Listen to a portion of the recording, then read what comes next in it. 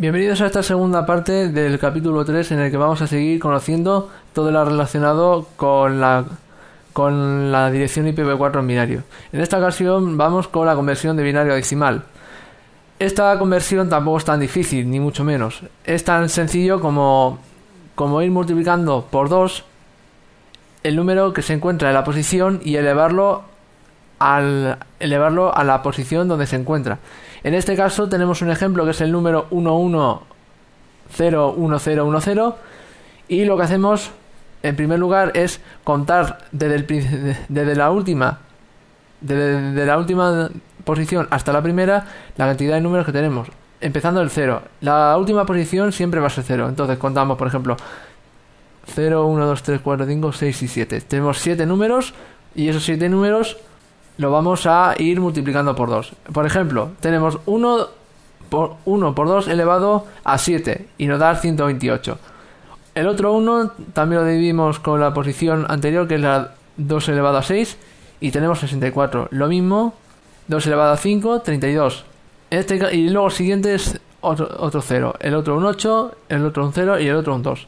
Siempre y cuando haya un 0 en esa posición, el resultado siempre va a dar 0. Entonces, esos ceros no van a entrar dentro de la suma para obtener el número en decimal. Entonces, aquí abajo tenemos los resultados, que son 128 más 64 más 32 más 8 más 2, que nos dan 234. Esto es, digamos, una manera muy sencilla de hacer la conversión de binario a decimal. Sin embargo, en un octeto lo vamos a hacer todavía mucho más fácil, ya que tenemos que coger los unos. Si tenemos un 1 en esa posición, vamos a ir sumándolos los valores que se encuentran en esa posición. Esto con algunos ejemplos lo iremos entendiendo mejor. En este caso queremos convertir a binario, por ejemplo, el número 11011. Entonces hay que sumar solo aquellas posiciones en las que se encuentre el 1. El resto no las sumamos. 32 más 16 nos da 48. 48 más 4 nos sale 52. 52 más 2, 54. Y 54 más 1, 55. O sea, los dos números de la rima fácil. Como veis, es mucho más fácil y más rápido hacerlo. Vamos a hacer otro ejemplo para que vayamos un poquillo entrando en calor. Vamos a ver, por ejemplo, el número 11010110. Vale, pues lo mismo de antes, es sumar aquellas posiciones en las que se encuentre el 1. En este caso, tenemos por lo menos 5 unos y vamos a ir sumando las posiciones. Venga, 128 más 64 son 192. 192 más 16 son 208. 208 más 4, 212. 212 más 2, 214. Ya está. Como veis, no tiene mayor vuelta de hoja, es mucho más fácil y más rápido. Si es que luego ya más adelante veremos la suma de los varios unos consecutivos cuando veamos la máscara subred. Entonces veréis que no tiene mayor vuelta de hoja. Esto hay que saberse de memoria y ya está. Vamos a continuar ahora con las porciones de red y host en binario.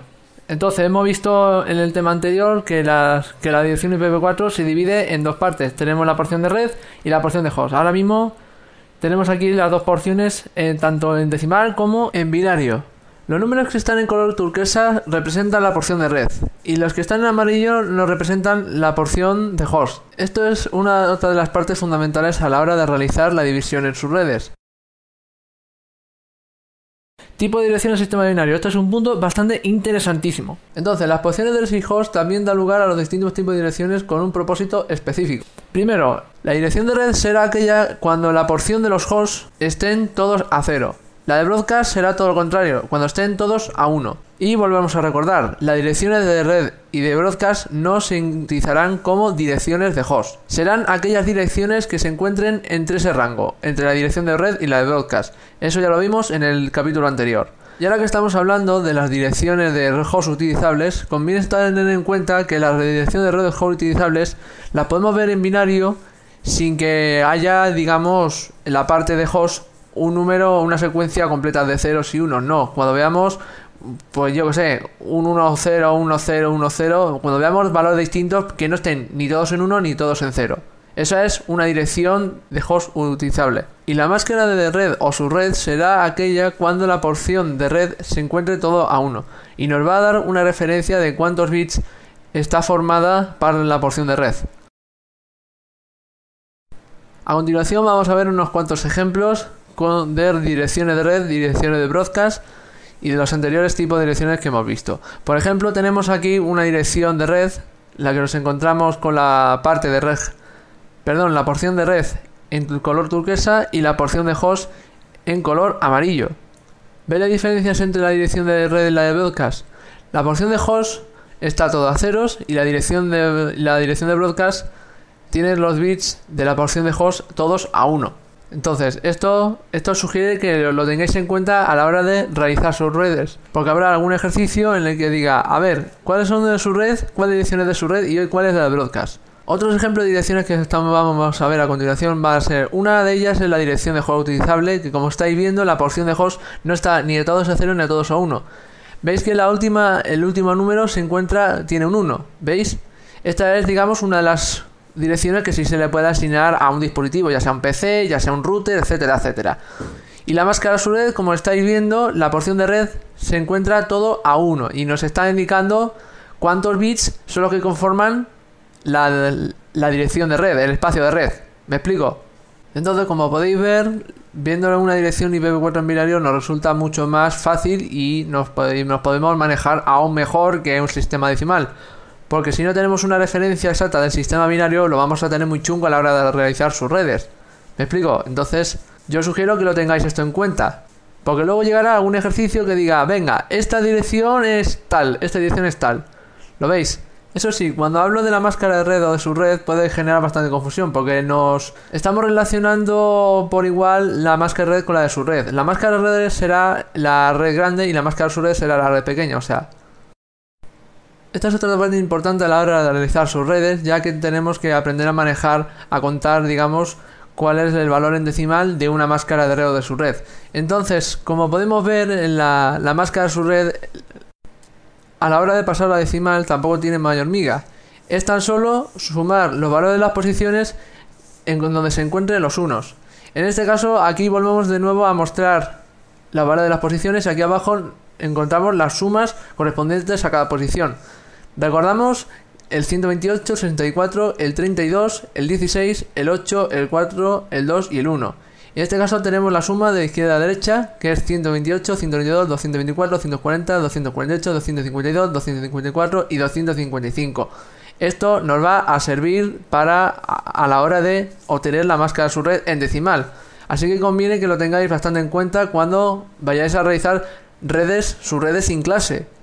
Eso que conste, porque no vamos a estar creando redes con clase. Habrá algún momento que llegaremos a hacer redes sin clase, con máscaras sin clase y tengamos que depender de los números de abajo. Por ejemplo, si tenemos, tenemos 3 bits, los 3 primeros bits de la máscara de su red, entonces tendremos 224. Que tenemos, por ejemplo, 5 bits, pues 248. Así como estáis viendo. Recordad que las sumas de abajo se obtienen a partir de 128 y sumando los valores de la posición. Y aquí tenemos algunos ejemplos para que os vayáis enterando mejor. Veis que los números que se encuentran en paréntesis es el prefijo, que son la cantidad de bits que forman la porción de red. Y aquí estamos viendo los distintos ejemplos de máscaras, ¿lo veis? Son bastante sencillos. Recordad que el color turquesa es la que divide la porción de red y el color amarillo son los números correspondientes a la porción de host. ¿Veis? Ahí tenemos una barra 12 que tiene 12 bits en la porción de red y el resto se encuentra en la porción de host. Aquí tenemos una 19 y como veis los dos primeros octetos están todos a 1 y el tercero tiene los 3 primeros bits y son 224. La 30, como veis, los 3 primeros octetos están todos a 1 y el último pues tiene los dos últimos a 0. Aquí tenemos más ejemplos de dirección de máscara de red sin clase.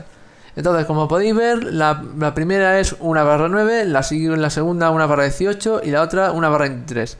La barra 9, recordad que tiene 9 bits en la porción de red, la 18 también tiene 18 bits en la porción de red y la 23 también tiene 23 bits en la porción de red. Entonces, como estáis viendo, pues tampoco tiene mayor miga. Eso sí, recordad también la suma que hicimos en el ejemplo anterior, es decir, 128, 92, 224, etcétera, etcétera. Conviene que esto lo tengáis en cuenta a la hora de realizar la máscara a su red y no lo voy a repetir más, o sea. Tenemos también otra rotación de posición, pero esta vez para la cantidad de hosts. Entonces, si antes comenzábamos con un 1, ahora empezamos desde un 2.